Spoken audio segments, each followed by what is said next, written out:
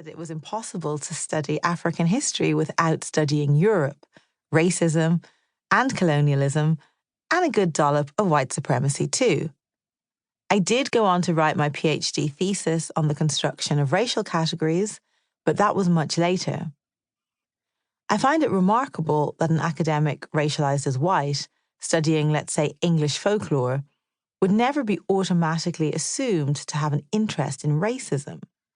White people have not been overdetermined by their race, which is precisely why we have often witnessed scenes of obscene outrage in those moments when whiteness is pointed out and remarked upon. Recall the backlash, not to mention the complaints to Ofcom, when the Channel 4 newsreader Jon Snow remarked that he'd never seen so many white people in one place, while describing a pro-Brexit rally. That outrage hasn't gone away either, and the kickback against the Black Lives Matter protests has asserted itself in numerous ways, most pointedly in the British government's threat to ban the teaching of what they term critical race studies. But my reluctance to offer allyship advice was about more than all that. Honestly, the word ally itself jarred with me. I still don't like it.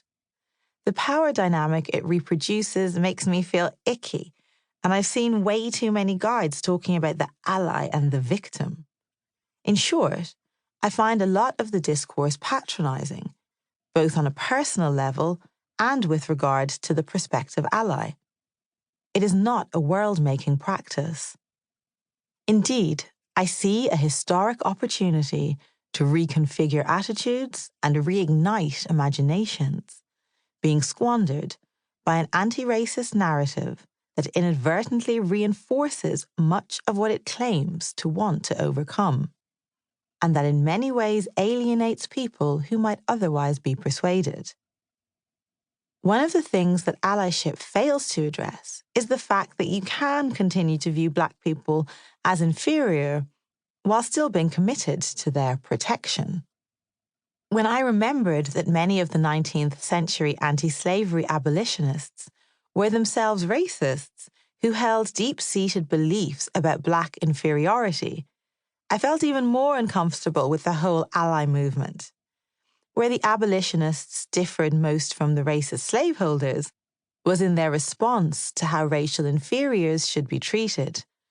On the belief in inferiority itself, they were often in agreement. In certain ways, today's anti-racists are the abolitionists of the 21st century. A commitment to allyship with Black people doesn't automatically mean you don't think Black people are somehow inferior. It means you don't think they should be treated discriminatorily as a result.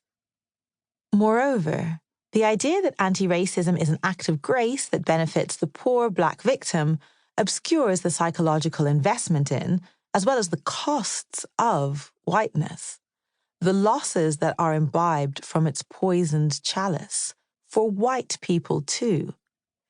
Capitalism, patriarchy, and white supremacy have seduced and press-ganged people into servitude. Naming whiteness is necessary. It is the invisibility of white people who are presented just as people, the default norm from which everyone else deviates, that is part of its normative power-making. Yet the more you state and claim your whiteness, without doing any further work to unpack what that means, the more you become fixed to that articulation of self, the more you become wedded to whiteness. Some of the most racist societies have been ones with pronounced white identities that coexist via racialized others. Unfortunately, much of the present anti-racist conversation is ahistorical and lacking in this analysis. It is also generally devoid of analysis of class or capitalism, which it seems to have largely replaced with interpretations of interpersonal privilege. As such, I have very intentionally engaged with texts from earlier generations of intellectuals and activists whose work comes from a different set of priorities, aims that seem both clearer and more collective. The 1971 Rap on Race is a public